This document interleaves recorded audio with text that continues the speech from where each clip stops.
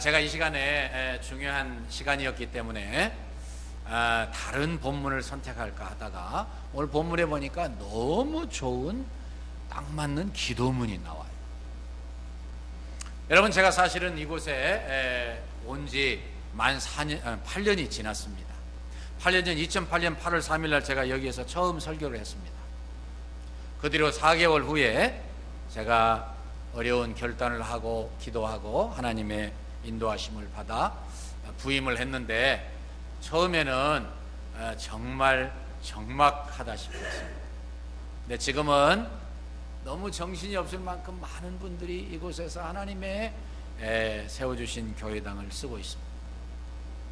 처음에는 물론 목사야 설교하고 또 시간 나면 기도하고 하는 것이 전부이기 때문에 주로 해야 될 일이기 때문에 조용하면 기도하고 더 좋을 수도 있었겠지만, 어쨌든 처음 제가 목회를 하는 상당 기간 동안은 사람이 그리울 정도였어요. 지금은 너무 많이 저를 요구해서 제가 좀 힘든 상태에 있습니다. 제가 불평하려고 드리는 말씀은 아니고, 정말 하나님이 이렇게 8년 동안 놀라운 복을 주셨다는 것이죠. 아멘이십니까? 아멘. 네. 하나님이 하시면 하실 수 있습니다. 하나님이 역사하시면 역사가 되어집니다. 여러분들이나 저나 하나님만 바라보고 하나님이 기뻐하신 대로 전진하면 하나님이 다 알아서 해주십니다. 아멘하는 분에게만 그렇게 임하도록 축복할 수도 없고 어떻게 해야 좋겠습니까?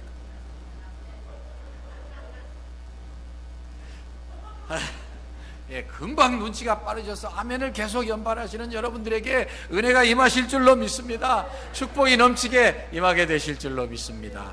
바울사도도 그랬던 것 같아요. 제가 생각을 해보았습니다. 바울사도 처음 하나님이 부르실 때에 그 사역과 그 책임과 그 축복은 어마어마했습니다. 내가 이방인의 사도가 되리라. 유대인에 비해서 이방인은 몇 배, 몇십 배, 몇백 배라고 해야 맞을 거예요. 어마어마한 사역인데 그가 먼저 하나님 앞에서 조용하게 준비하고 있었죠. 저 아라비아 사막에 가가지고 최소한 3년을 기다리면서 하나님과 깊은 묵상을 했습니다.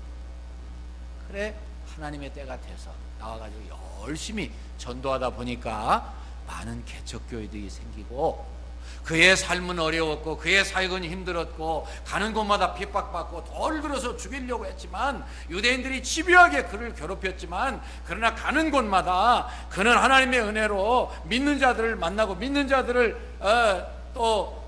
믿는 자들이 새로 생겨지도록 복음을 전하고 그들을 양육하고 교회를 세우고 교회 리더십인 장로들을 세우고 열심히 다니면서 기가 막힌 역사를 이루었어요. 그 중에 하나가, 대표적인 교회 하나가 바로 에베소 교회. 이 2년의 정신을 쏟았습니다. 그의 바쁜 열정과 그 수많은 복음사역에 비해서 2년은 어마어마한 숫자입니다. 그렇게 잘 양육했던 에베소 교회에 하나님이 교회를 세워주신 이후에 에베소 교회는 정말 하나님의 은혜로 잘 자라고, 그리고 그 교회가 사랑스럽게 자라나기 때문에 성령님의 놀라운 감동과 충만함 속에서 이 에베소 교회에 하나님의 구원이 무엇인지를 가르쳐주고 싶으셨어요. 지난 시간까지 하나님의 구원의 위대성에 대해서,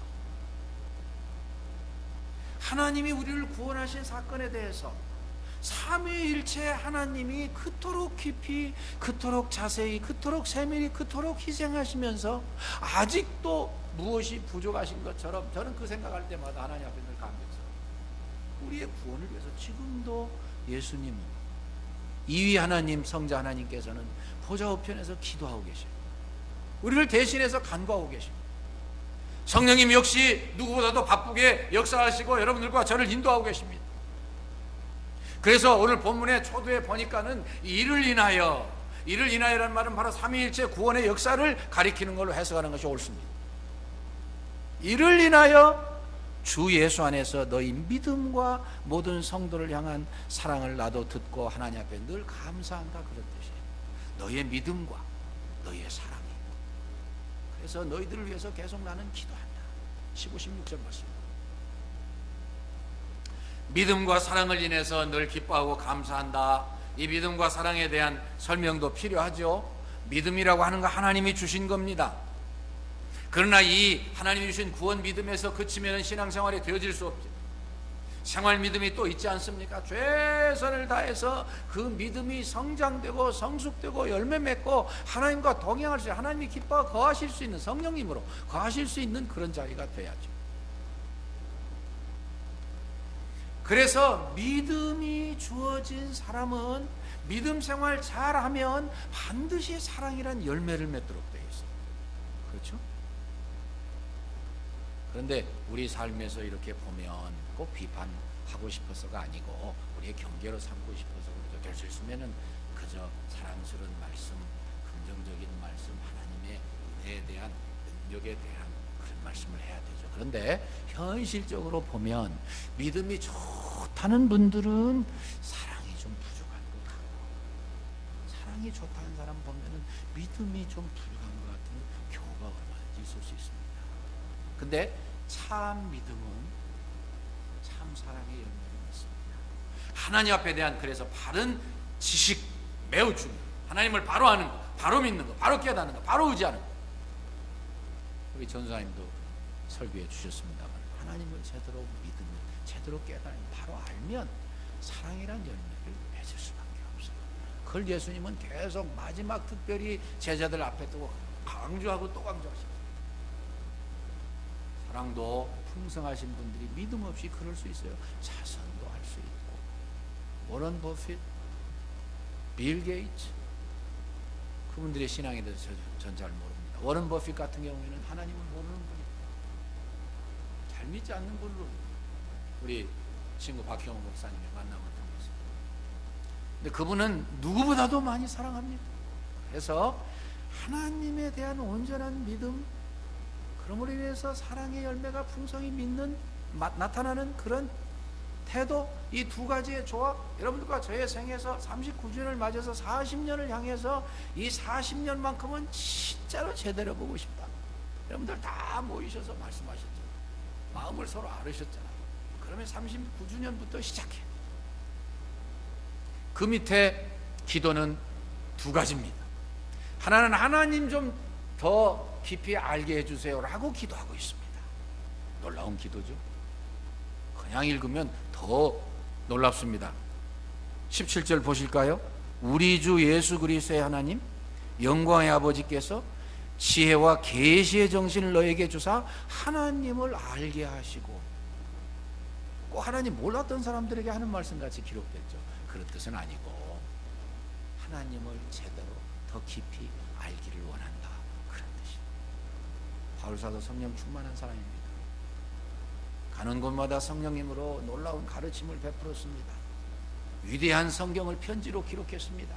그 바울사도가 에베소 교인들 잘하고 있어서 기뻐하고 칭찬하고 있어요. 그런데 내가 너희들을 위해서 더 계속 기도한다. 그런데 기도의 제목이 두 가지인데, 하나는 너희들이 하나님을 더 알기를 원한다. 하나님을 더 알기를 원한다. 사람은요, 배울수록, 아는 게 많아질수록 자기를 알고 풍성한 삶을 살 수 있어요. 하나님에 대해서는 그것이 너무도 절실하고 절박한 그런 일. 우리가 부모님을 아는 것도 일생을 통해서야 비로소 알 수 있습니다. 알면 알수록 그 앞에 머리를 숙이고 이제까지 효도하지 못한 게 그렇게 가슴이 아픕니다. 하물며 하나님께 대해서는 더 말할 필요가 없어요. 하나님을 알면 알수록. 한마디만 하고 지나갑니다. 여러분 늘 생각하시겠지만 이 우주의 위대성에 대해서 아는 것이 불가능해요. 과학자들이 앞장서서 연구하고 이렇다라고 말씀하는 거 우리가 이해하려고 애를 쓰는데도 머리가 아파요. 모른다고 하는 게 옳은 자세이지. 근데 조금만 생각해 보면, 여러분들 다 배우셨죠? 빛이 1초에 얼마나 빨리 갑니까? 빛의 거리가 얼마입니까? 지구를 7바퀴 반을 돌아요. 1초 똑딱 하는 사이.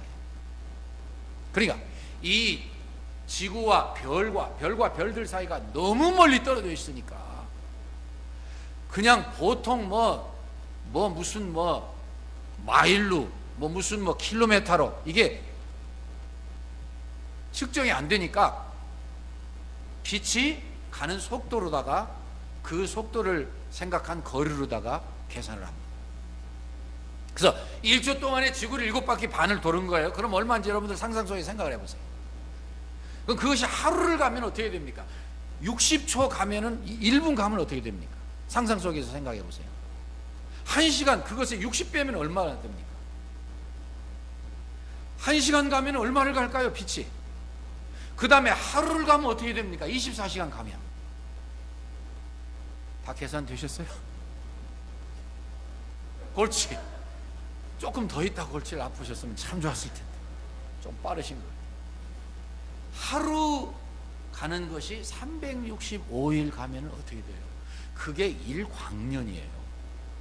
빛이 한 해 동안 가는 거리. 그거 아니고서는요 재지질 않습니다. 그것이 심지어 만광년, 억광년, 이 별과 별 사이, 별과 지구 사이에 계산한다는 게 불가능하다는 이야기. 불가능하다는 이야기. 그래도 미국은 아직 공기가 깨끗해서 밤하늘에 나가보면은요 반짝거리는 별빛이 쏟아집니다. 그 많은 별들이요, 그 많은 거리가 떨어졌다고 생각하면 하나님은 얼마나 위대하신 분이십니까? 거기에 비해서 현미경을 보시죠, 여러분. 그럼 조그만한 세계로 들어갈수록 그 조직체와 그 질서정연하게 움직이는 것이요 상상을 풀어요. 그러니까 제대로 된 과학자는 무릎 딱 꿇고 하나님, 전능하신 하나님 앞에 제가 제 자신의 연약과 부족을 고백하지 않을 수 없습니다. 저도 하나님 믿고 싶습니다. 이렇게 되지 않을 수가 없어요. 근데 그 하나님께서 저 비행기만 높이 타고 올라가도 지구에 있는 모습이 보면은 그 위대한 빌딩도 성냥갑에 불과하고 거기서 사는 사람의 그 모습은요 보이지가 않아요. 전만 또 못해요. 근데 그 하나님이 그런 존재들을 위해서 아들을 보내셨어요. 하나밖에 없는 아들. 그 소리를 위해서 십자가에 죽게 하셨어요. 모진 고난을 당하게 하셨어요. 발자국 걸음걸음, 특별히 마지막 십자가를 지시며 골고다로 올라가시던 그 걸음걸음 한마디 십자가를 지시면서 기도하신 한 기도 생각하면 생각할수록 어떻게 그러실 수가 있습니까? 고백하지 않을 수가 없어요. 그 예수님 때문에 구원받고 하나님과 동행하면서 하나님은 이제는 우리의 아버지시고 누구보다도 우리와 가까이 계십니다. 나의 한 몸인 내 아내, 내 남편, 내 몸에서 태어나게 하신 내 분신 같은 내 자식, 내 마음 다 몰라요. 내 감정 다 알 수 없어요. 내 어려움 다 헤아릴 수 없습니다. 내 눈물 다 모릅니다. 근데 하나님이 다 아십니다. 하나님이 나의 감정의 세밀한 부분까지 다 터치하고 계셔요. 문제와 어려움과 고통과 절망과 좌절만 아시는 게 아니에요. 나의 기쁨도 아시고 희망도 아시고 즐거움도 아시고 내가 하고자 하는 생각의 동기까지 다 파악하고 계십니다. 이런 하나님이 나의 아버지셔요. 그러니까 이 바울 사도의 이야기가 조금은 이해가 되려고 그래요. 그런 하나님이시니까 너희들이 하나님을 좀 더 깊이 알았으면 좋겠다. 내가 그것을 위해서 기도해요. 친구가 좋은 게 뭐예요? 서로의 마음을 아니까 그런 거거든요. 근데 친구도 배신할 때 있고 참 의리 있게 나가는 친구인데도 내 마음을 몰라주는 데 있습니다. 섭섭하게 할 때도 있습니다. 그거 다 극복하니까 참 의리 있는 친구, 일생의 친구가 되는 거지만 사람은 한계가 있어요. 근데 하나님께서 내가 생각만 해도 아시고 채워주시고 먹여주실 뿐만 아니라 내가 조금만 생각 잘못하면 섭섭해 하시고, 그래서 성경은 말하기를 너희는 여호와의 선하심을 맛보아 알지어다 그랬어요. 맛보아 알지어다. 하나님 얼마나 선하시고 얼마나 위대하시고 얼마나 사랑스러운지 맛을 좀 보고 살았으면 좋겠다. 우리의 신앙의 요체를 만들어 주신 웨스트민스터 신앙 고백서 소위름답 입문에 보면은 사람의 제1번 되는 목적이 뭐냐 그래서 사람이 왜 존재하느냐 그런 뜻이죠. 하나님을 영화롭게 하며 영원토록 그를 즐기는 것입니다. I enjoy him. I enjoy him. 이 말이 한국에만 살 때는 잘 이해가 안 됐어요. 여기서 살아보니까 이해가 될 것 같아요. I enjoy him. Not only glorify him, but also enjoy him.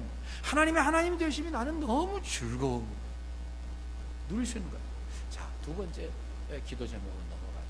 두 번째 기도 제목은요, 우리에게 주신 기업, 상속, 이것이 얼마나 귀한 것인가를 알게 해주시라고 기도하고 있어요. 그것을 다른 말로 표현하면 소망이라고 할 수 있습니다. 보십시다.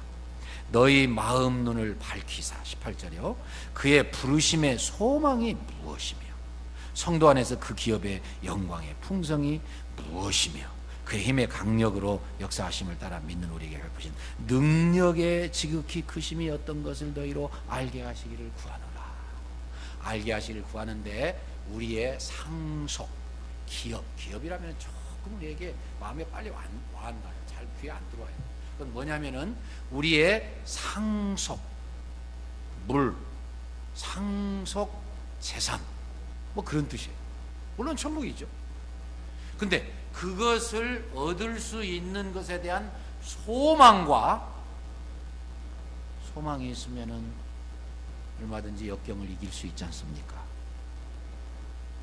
금요일마다 요셉 이야기 하고 있지 않습니까?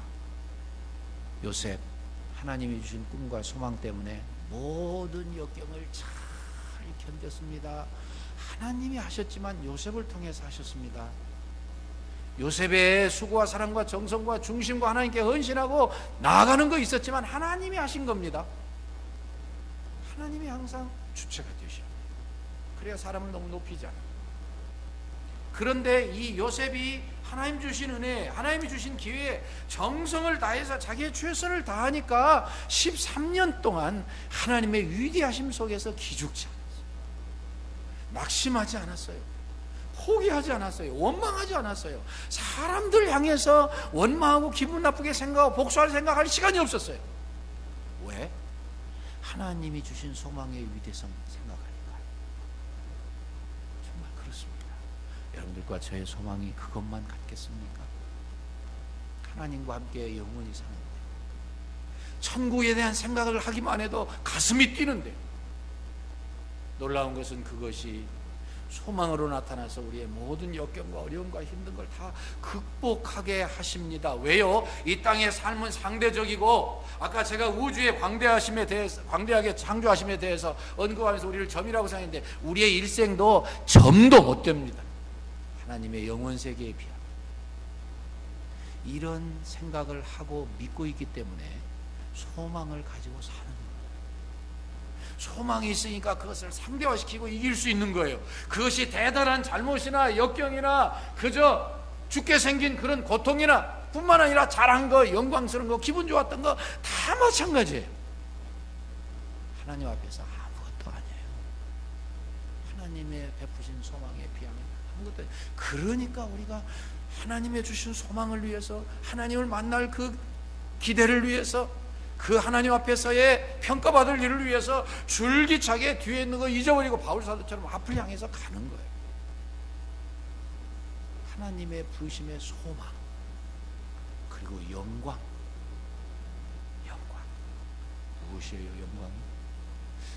죽었다가 살아난 사람들의 이야기를 들어오면 그저 이제 자기 손이 영혼이 분리돼 가지고 육신적으로 하는 모든 거 다 본답니다. 근데요, 뭐 우는 거, 장례 지는 거 다 본대요. 공통적인 그분들의 고백이에요. Life after death, 뭐 그런 책이 비슷한 책. 근데 이분들이 공통적으로 그저 경험을 나누는 것은 그 다음에 이제 좀 시간이 지나면은 그 무슨 좁은 깜깜한 통로 같은 것을 다 빠져나간다. 조금씩 빠져나가면 하나님의 선택받은 사람들의 이야기겠죠. 빛이 환한 어마어마한 광명의 세계로 들어가는데 자기를 인도하는 분이 하나님이라는 게 느껴진대. 어떻게 이 영광에 대해서 설명을 해야 돼요? 올림픽에서 금메달만 따도 기뻐서 어쩔 줄 모르고 가장 방방 뛰는데 하나님이 나에게 천국을 주시고 천국에서 나를 사랑하셔서 영원토록 그분과 함께 쉬고 그분과 함께 사랑을 나누고 그분을 찬양하는 일을 위해서 영원토록 우리를 영광의 도구로 써주시고 그 영광을 우리로 하여금 더 알게 해주시라고 기도하고 계셔요. 그 영광을 제대로 아니까 바울 사도가 죽을 고비를 넘기면서도 끄떡도 없었어요. 하나님은 일부러 그에게 너무 고난이 심하고 너무 핍박이 깊고 죽을 고비를 넘기면서 죽었다가 살았다까지 하니까 하나님이 그를 위로하시기 위해서 한 번은 그에게 삼청천의 영광을 보여주셨습니다. 바울아, 네가 앞으로 살 것은 바로 이런 것이야. 바울아, 걱정하지 마, 낙심하지 마, 핍박에 너무 다 스며도 되지 마라, 너무 짓눌리지 마라. 네가 영원히 살 것은 바로 이런 것이다. 이곳에서 내가 너에게 상을 주기 위해서 내가 너를 지금 심부름시킨 거야. 열심히 하렴. 그래서 바울 사도가 고린도후서 11장에서 말씀하고 있지 않습니까? 내가 몸 안에 있었는지 몸 밖에 있었는지 모르는데 내가 한 사람을 향해서 자랑하고 싶은데 그 사람은 말이야 3층 천까지 올라가서 하나님의 보여지는 기가 막힌 영광의 세계를 보고 왔어. 우리가 무엇인데 하나님이 이런 은혜를 주셨습니까? 마지막으로는 그 부르심의 그 능력까지도 말씀하고 있어요. 그것도 알게 해주시라고 말씀하고 있습니다. 능력, 그 능력은요 쉽게 표현하면은 예수님을 죽은 자 가운데서 부활시키신 그 능력으로 우리와 함께 역사하신다. 우리를 불러주신 분은 소망이 넘치게 하시고 항상 소망으로 살게 하시고 영광으로 살게 하시고 영광의 기대를 가지고 살게 하시고 그 능력으로 절대로 한번 하나님 부르신 것은 절대로 취소될 수 없고 절대로 포기될 수 없는 그것을 알고 믿으라, 그 말이에요. 그것이 뭐 39주냐 뭔 관계가 있냐. 여러분들이 사랑해 주셔서 집사람의 생일을 맞이해서 애들이 축하해 줘서 좀 갔다 왔습니다.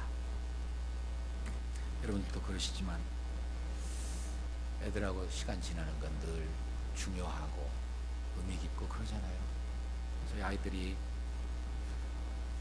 저는 여러분들도 그렇지만 바쁘고 시간이 없으니까 2번 영화 보는 게 잘 없거든요. 근데 국제시장을 한번 보자고 해요. 자기들도 봤지만 아빠 엄마랑 같이 보고 싶다. 그래서 의미가 있을 것 같아서 또 왔습니다. 2번째 봤습니다. 아이들에게 더 설명해 줄 것도 있고 또 그걸 가르쳐 주는 게 필요하겠다 싶어서 봤습니다. 저 거의 그런 거 잘 못 느꼈는데, 야, 이거 참 2번째 보니까 더 뜻이 깊이 들어오네. 그런 거 느껴. 뭐 명화들은 그렇죠, 사실. 한 사람이 다 멸망해가는 조국에 피할 수 없는 운명에서 하나님이 미국의 함장의 마음을 여시고 피난 가는 그 배가 다 실어서 부산에 내려놓고 거기서 남의 방 한 구석에서 시작하게 하신 그 인생이 자라고 자라다가 탄광에 가서 다 죽었다가 살다, 월남에 가서 다 죽었다가 살아났다가 발이 참 대단히 상하고 또 그러다가 그 배에서 떨어진 누이 동생을 그때는 이 한국 내에서뿐만 아니라 한국과 해외에 연결해서 이산 가족들 만나려고 정신 없었잖아요. 그 모든 과정을 다 겪고 나서 마지막에 그 장면이 참 저의 마음을 다시 한번 때렸습니다. 언제든지 그 장남의 마음 속에는 아버지가 해주신 말이 늘 기억나는 거예요. 내가 없으면 네가 가장이고 네가 가족을 책임져라. 그 한마디 때문에 그는 죽을 고비를 넘겨도, 어려움을 당해도, 욕을 먹어도, 원망을 들어도 그냥 나가. 그 양반이 살아있기에 그런 영화가 됐겠죠. 누군가 모델을 보고서 만들었지 않았을까요? 그런데 맨 마지막이 돼가지고서 이제는 다 나이도 들었습니다. 자녀들 다 컸습니다. 이제 와가지고서 할아버지 할머니 부모님 위로한다고 있는데 적응을 못하는 거예요. 적응을. 삶의 방식이 너무 다르니까 적응을 못합니다. 그래서 조용히 그 방을 빠져나와, 여러분 다 보셨겠습니다. 빠져나와가지고 옆방에 가서 아버지의 사진을 걸어놓은 자리에서 대화를 합니다. 아버지, 가장 노릇 이만하면 잘했지. 근데 아버지 너무 힘들었습니다. 너무 힘들었습니다. 참 마음이 울적하더라고요. 그 이야기 들으니까 아버지 너무 힘들었습니다. 그러니까 모르겠어요. 제가 본 그 원본하고 좀 달라서 그러니까 전에는 그런 거 보지 못합니다. 아버지가 나와가지고 다 가슴에 안고 수고했어. 내가 다 한다. 그 이야기를 듣는데요, 무슨 생각이냐면 꼭 우리 예수님 만나는 것 같은 그런 기분이 들었어요. 이야, 이 영화 대단한 영화네. 모진 고통과 역경과 좌절과 절망을 이길 수 있었던 것은 아버지가 하신 말씀 때문에, 아버지와 약속한 것 때문에 아버지를 생각해서 그렇게 이겨나간 거예요. 그런데 나중에 보니까 그 아버지가 늘 자기를 알아주시고 안아주시고 수고했어. 아마 그런 뜻이죠. 자랑스러운 내 아들아, 너 아니었으면 우리 가족 어떻게 됐겠니? 그런 뜻이겠죠. 제가 굳이 이 이야기를 왜 나눕니까? 우리 하나님, 조상신처럼 영향력을 끼치는 신도 아마 없을 거예요. 우리 부모님은 그렇게 중요한 분이시죠. 그런데 그런 정도가 아니잖아요. 우리 신앙생활. 생각 속에서, 꿈 속에서, 전통 속에서, 상상 속에서 만 같이 하시는 분이 아니라 실질적으로 순간순간 나와 대화해 주시고, 나를 만나 주시고, 나를 깨우쳐 주시고, 나의 기도를 들어주시고, 아까도 말씀드렸지만 아픔과 역경과 힘듦과 포기와 좌절과 눈물과 이런 때만 같이 해주시는 게 아니고, 기쁨과 행복과 위대한 호흡을 가지고 전진하실 때에도 우리 마음을 다 살피시고 이야기해 주셔요. 얘야, 그건 혹시 좀 잘못된 거 아니니? 얘야, 그건 너 중심적인 거 아니니? 나를 위해서 하려면 말이야 이렇게 해야 돼. 늘 대화해 주시는 40주를 앞에 놓고 여러분이나 저나 지금 들떠가지고 말이죠, 오늘 또 지금 책을 내릴 생각하니까 오늘 또 꼭 사진을 찍어야 되겠더라고요. 아시죠? 가시면 안 됩니다. 예. 저녁에도 사진 찍기로 했어요. 안 오시면 안 되겠죠? 예. 하여튼 책에 나오시려면 다 오셔야 돼요. 하나님, 우리에게 이 영화를 통해서도 교훈을 주시는 걸 좀 느꼈습니다. 아버지 한 분 때문에 일생을 그렇게 구김없이 흔들림 없이 그렇게 살아나갔다고 한다면, 앞으로 만날 하나님이실 뿐만 아니라 지금도 살아서 나와 함께 하시고, 내 모든 사정과 내 눈물과 내 안타까움과, 그리고 앞으로의 계획과 내 희망과 내 앞으로 나아가야 될 그 모든 계획에 함께 하시는 하나님, 그 하나님을 마음속에 모시고 살아가신다면 이 39주년이 얼마나 의미 있는 시간입니까? 얼마나 놀라운 시간입니까? 과거에도 알았지만 얼마나 그 사실을 다시 생각하니까 이 사실이 우리에게 주어진 것이 얼마나 큰 복입니까? 그리고 내 생각으로, 내 계획으로, 내 힘으로, 내 지혜로, 내 능력으로가 아니라 하나님과 함께하면서 40주년을 축하할 때는 하나님이 우리를 어떻게 인도해 주실 것인가 기대가 되시잖아요. 소망이 되시잖아요. 능력이 되시잖아요. 우리의 구원을 위해서 이 소망과 영광과 능력으로 역사해 주신다고 그렇게 기도하시는 건 뭐예요? 그 기도가 이루어진다는 이야기죠. 하나님을 더 깊이 알고 하나님의 부르심의 소망, 상속자로서의 그 영광, 그 보증으로서의 그 능력, 움직일 수 없는 그 순간, 그것을 기준해서 살아가실 때 여러분들과 저의 앞으로의 특별히 1년의 삶, 그리고 흔들림도 없을 것이고 포기도 없을 것이고 우쭐함도 없을 것이고 슬픔도 없을 거예요. 하나하나 다 주님과 함께 해서 하나하나 이루어질 때 하나님이 영광을 받으시고 하나님이 우리와 함께 하시는 증거를 보일 수 있고, 그리함으로 여러분들과 제가 그렇게 원하는 교회, 안정과 부흥과 성장 가져오고 영적인 공동체 유기체가 잘 되므로 여러분들의 삶에도 여러분들의 가정에도 은혜가 넘치게 되셔서 과연 하나님이 이렇게 살아계셨다고 증거하시는 일 날마다 새로워지게 되시기를 주의 이름으로 축원합니다.